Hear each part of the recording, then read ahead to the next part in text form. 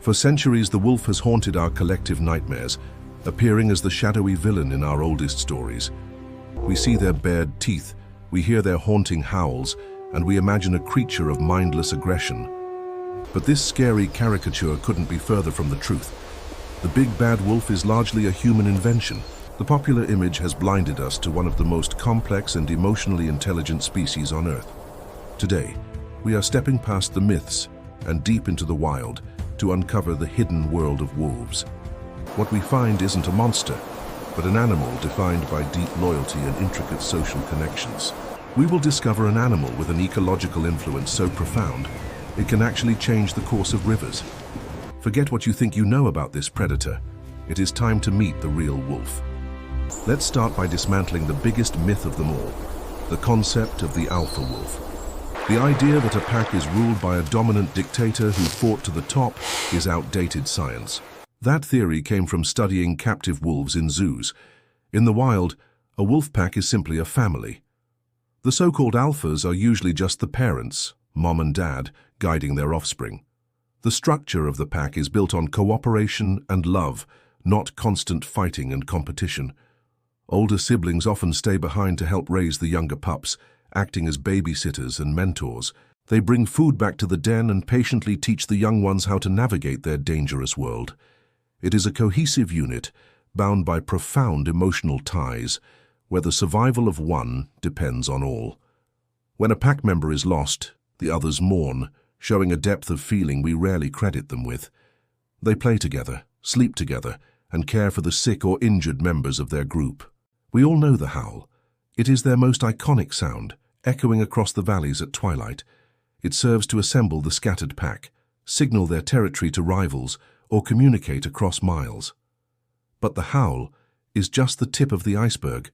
The true complexity of their language happens in silence.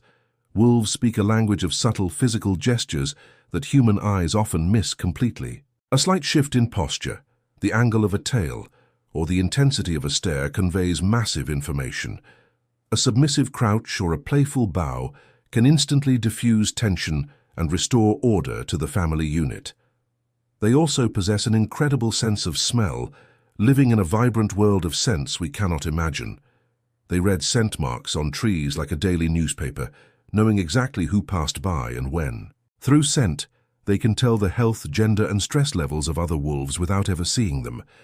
This silent network of communication allows them to coordinate hunts with military precision without making a sound. Perhaps the most hidden aspect of the wolf is its vital role as an ecosystem engineer. This was best illustrated by their famous reintroduction to Yellowstone National Park in the 1990s. When wolves were absent for decades, the elk population exploded, overgrazing the land without fear. They decimated the young willow and aspen trees along the rivers, leaving the banks bare and eroding. When the wolves returned, they didn't just hunt the elk. They fundamentally changed the elk's behavior. The elk stopped grazing in deep valleys where they were vulnerable, moving to higher ground instead. This simple change allowed the vegetation along the rivers to finally recover and grow tall. The newly grown trees stabilized the riverbanks, decreasing erosion and creating shade for fish. Beavers returned to eat the trees, and birds returned to nest, enriching the entire valley's life. In this way, the return of the wolf literally reshaped the geography and flow of the rivers themselves. We tend to think of wolves as creatures of the deep, snowy forests, but their adaptability is astounding. Consider the unique coastal wolves of British Columbia, often known as sea wolves. These wolves are genetically distinct, living almost entirely off the bounty of the cold ocean. They are powerful swimmers, moving for miles between islands to hunt seals and river otters. During the spawning season, they fish for salmon, eating just the brains to get high-fat nutrition. Contrast that with the Arctic wolf, enduring months of total darkness and freezing temperatures. In the high north, temperatures plunge below -50 degrees, yet the wolf survives and thrives. Their white coats are thicker than other wolves, and their ears are smaller to conserve precious body heat.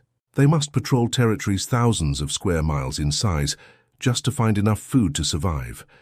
From the dense rainforests to the frozen tundra, they are supreme specialists in endurance. Despite their skills and reputation, the life of a wild wolf is incredibly difficult and fragile. They are not mindless killing machines. They are calculating strategists who fail more often than they succeed. In fact, wolves fail in their hunts nearly 80% of the time, often going days without food. Hunting dangerous prey like bison or moose carries a remarkably high risk of injury or death. A broken leg or a well-placed kick from a hoof is often a death sentence for a lone wolf. They live on a razor's edge, balancing their energy expenditure against the constant threat of starvation. Disease, territory disputes with other packs, and human interference keep their lifespans short. The average wolf in the wild lives only 6 to 8 years, a brief life filled with hardship. The hidden world of wolves is one of intelligence, deep family bonds, and vital importance. They are the guardians of the forest, keeping the herds healthy and the landscape vibrant. By moving past the fairy tales and understanding the reality, we gain a new perspective. We gain not just a better appreciation for this magnificent animal, but a deeper understanding of nature. They represent the untamed spirit of the wild, a reminder of a world that existed before us. They don't need us to fear them, and they certainly don't need us to try to tame them. They just need us to respect their space and let them remain wild. As the sun sets and the howl echoes again, we remember that we share this planet with them.